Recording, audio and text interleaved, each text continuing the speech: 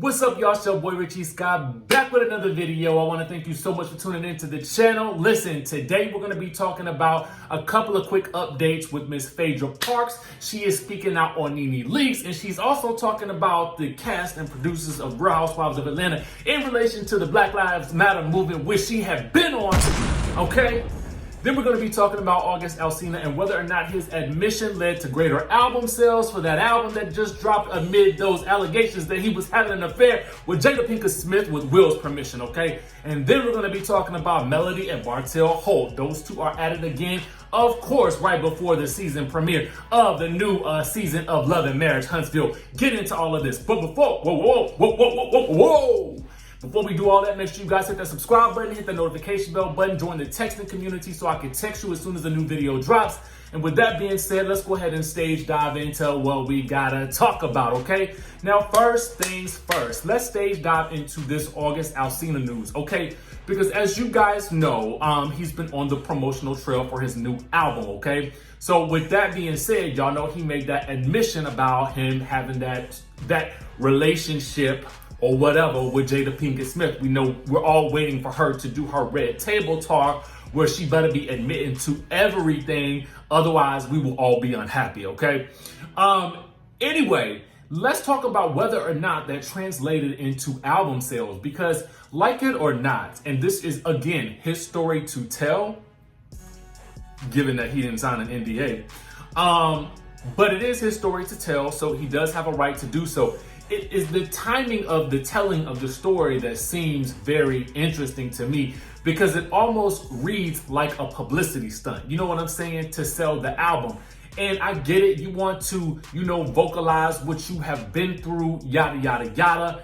And maybe it is in connection with some type of songs on the album. Although I do personally believe that he should have let those, that affair or whatever it was speak for itself in the music.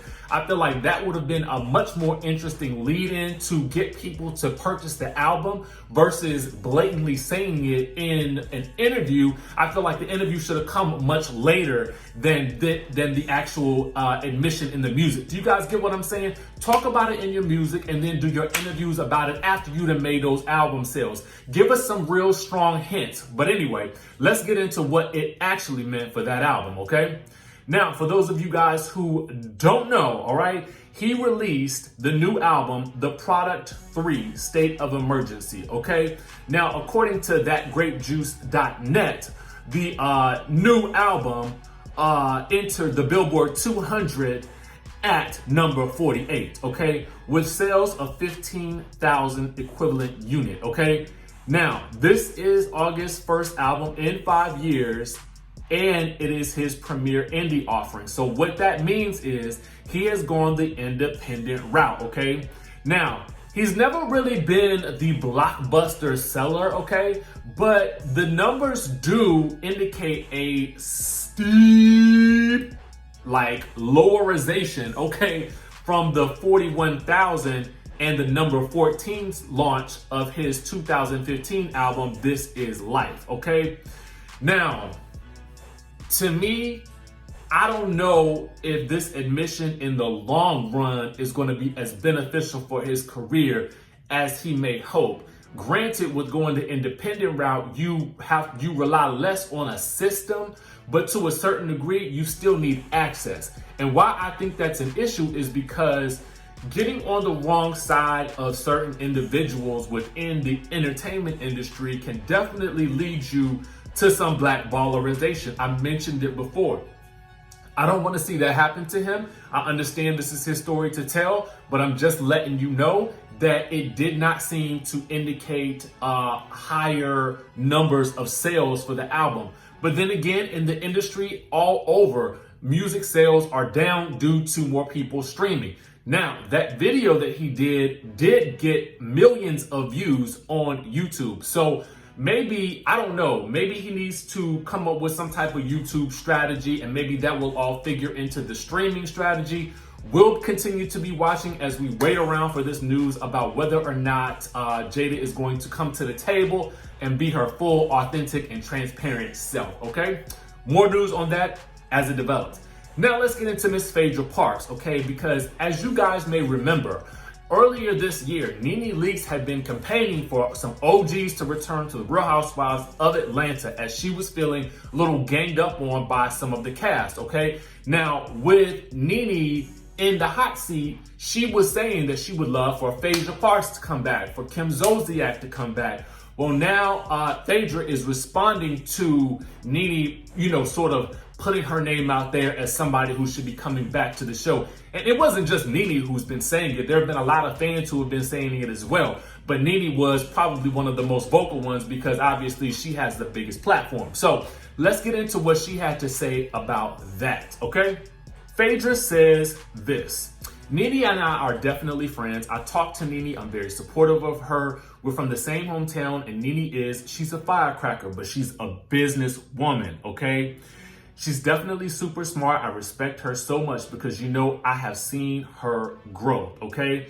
Now, she then goes on to address Nene wanting her back on the show. She says, I love it that people obviously want me to return, but right now I'm finding love. I'm loving love and I'm in a great place. I love it when people associate me with positive memories of watching the show, but I'm trying to find love at this moment. So honey, I'm not trying to fight love. I'm trying to find it.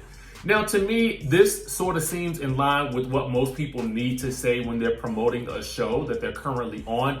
You kind of want to keep the focus on the show that you're on. And I feel like what I love about Phaedra is whether you like her or not, she is a PR person's dream because she really understands how to respond to questions and she understands how to guide the questions back to the thing that she is actually there to promote, okay?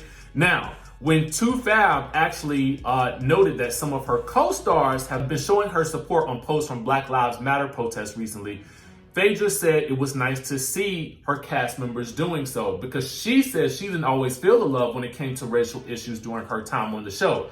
She says, people who watch the show, I was very pro Black Lives Matter and very open about systemic racism before it was popular. And when I was on Housewives, that was one of the things I tried to shed light on. And a lot of times they weren't supportive. So to see it come to fruition where it is now the thing to do, which it was never a trend or trending for me, it's something I feel very strongly about, okay? Now, I don't know if she is shading her former castmates or if she is just shading kind of the network. Maybe the network wasn't really as interested in putting a spotlight on it at the time because honestly, it wasn't the look back then for networks and studios to be emphasizing, Black Lives Matter. You know what I'm saying? But you got to be quite honest, your girl Phaedra was doing it before it was a hot topic. You know what I'm saying? So it's interesting. I don't necessarily see her, coming back to the show for season 13. I don't even know if we would see her for season 14 unless, this show on WeTV does so well that it brings Phaedra back into the spotlight in a really major way. So we'll have to see how it goes until next season. We got to talk about Melody and Martell. They are back at it again. Now, y'all know they didn't have the baby. There was a whole scuttlebutt at the beginning of the year about whether or not they was divorcing or breaking up. Well, then only months later, we learned that they have allegedly split up, okay? Now, Melody is posting some cryptic posts about their relationship and it's causing many fans to wonder, okay? She's doing a lot on social media in terms of that relationship. It's looking like it's over and it's looking like it's getting a little dangerous. Let's get into what she had to say. She says, don't take threats lightly. When you realize that the sanity of a person is off, do whatever it takes to protect yourself, period. She wrote with praying emoji hands. She says, emotion abuse and verbal abuse, you don't deserve it. Cut off any and everybody who is trying to ruin your purpose and your mental state. They ultimately want to destroy you.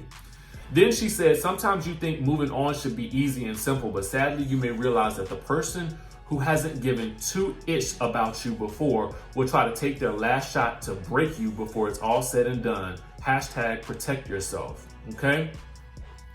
Then she says, when someone asked if they were still together or if they had gone their separate ways, she says the answer to this is no secret. You guys unfortunately haven't gotten the truth on what really happened, but no worries, you will soon know, and no, it doesn't deal with just one person, okay? Now, when a fan was saying that they were praying that the Holts don't get a divorce, Martell apparently saw the comment and he basically responded back with, stop praying for that, okay? So he's clapping back and he's making his own little messy post. And she is over here defending herself because a lot of people are asking, well, if you knew this man had not been faithful, then why did you continue to sleep with him, you know, and be intimate, but not have any protection or anything like that? So she clapped back and she says, I thought my husband was being faithful. With all the STDs and stuff, did you make everyone you've ever had relations with get tested and bring you the results before going there with them, or were they virgins? Okay, it honestly sounds like more of the same. Sometimes I be feeling like they be baiting us with these situations, you know what I'm saying? Like leading us in a certain direction so that we can get ourselves all worked up as fans of the show, you know what I mean? So that we can be even more excited and mad when we watch it, because the more angry and stuff we are, the more we'll be watching and tuning in and talking about it and all that good stuff. But I don't really know. All I know is that the show will premiere this coming weekend, and I will be, okay, I will be in the place, okay, watching and waiting and seeing exactly what happens. So make sure you guys tune in to Love and Marriage Huntsville when it premieres this coming weekend, okay? Now make sure you guys stay locked onto the channel. Make sure you guys hit that subscribe button, hit that notification bell button, and y'all know what's up. I'm gonna see you in the next video.